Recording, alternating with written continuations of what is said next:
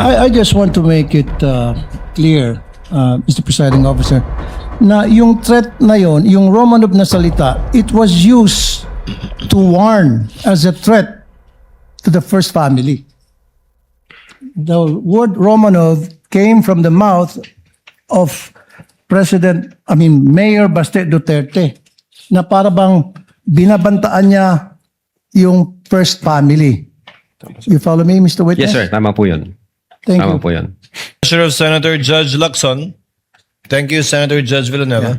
I just want to pursue the point raised by Senator Judge Rapi Tulfo and the The others. gentleman may proceed and he has 2 minutes. I don't know about the other senator judges, pero until today, when Senator Judge Rapi Tulfo clarified Opo. na yung palang Oplan Romanov, a threat against the first family. Yes, sir.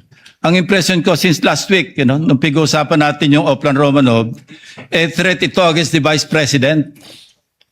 And since sabi nyo, part ng investigation ninyo, open source, di ba? Yes, sir. Opo. Yung bang speech ni Mayor Baste Duterte sa Maisog, naging part ba ng open source nyo yun? Part ng In this particular investigation that you conducted? hindi po siya nag-form part as... So kulang yung inyong open source information. Hindi po kami nakafocus sa Romanov, Your Honor. Okay. Was it also your impression na yung threat do sa Romanov was directed against BP Sara until today? I don't... Please be honest. Yeah. Don't be ashamed. No? Yeah, I don't think so, Your Honor. Kasi unang-una, ang context ng Operation Romanov against the first family. I know. So it definitely against the president and his family, Your Honor. Ngayon, nung tinanong ho siya ni Princess Maui, doon nga kami nagtaka. Anong ibig sabihin ng Romanov? Anong context niya ng Romanov? Bakit against sa vice president? Hindi naman sila yung first family. So, yun yung reason po, Your Honor, kung bakit we try to invite Princess Maui na shed us some light para makita namin ano bang ibig mong sabihin doon. Ano ba yung pwede namin i-validate na information para makapag-case build-up kami pag meron. Yes. So bakit hindi naging part ng investigation nyo do sa threat against the life of the President and the First Lady? Kasi family yung binabanggit ni Mayor Basten, di ba? Hindi kasama yung si Speaker Romualdez, hindi kasama yung Chief Justice. Opo. Di ba? Yes, sir. Pero threat against the family, the first family, Yes, sir. as mentioned by Senator Judge Rapi Tulfo.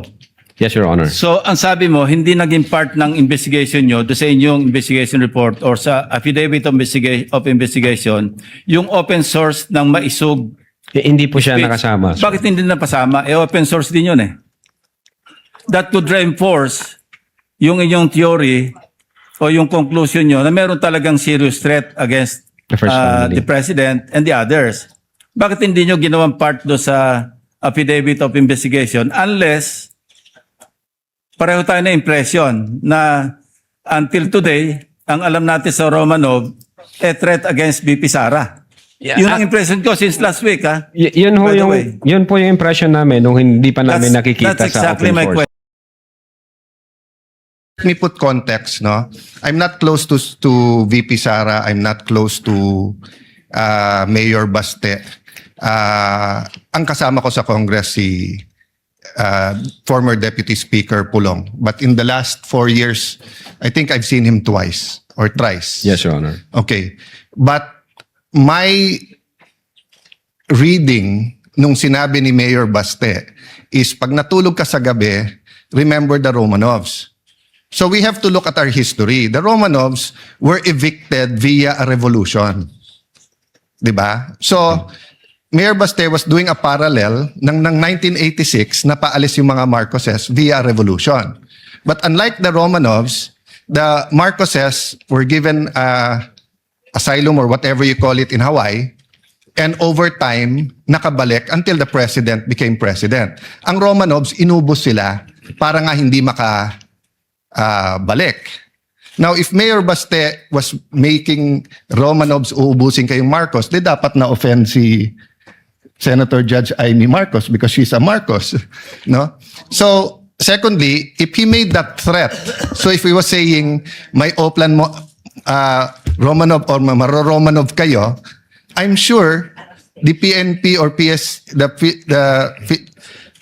the Presidential Security Command, the National Council, would have filed a case against Baste.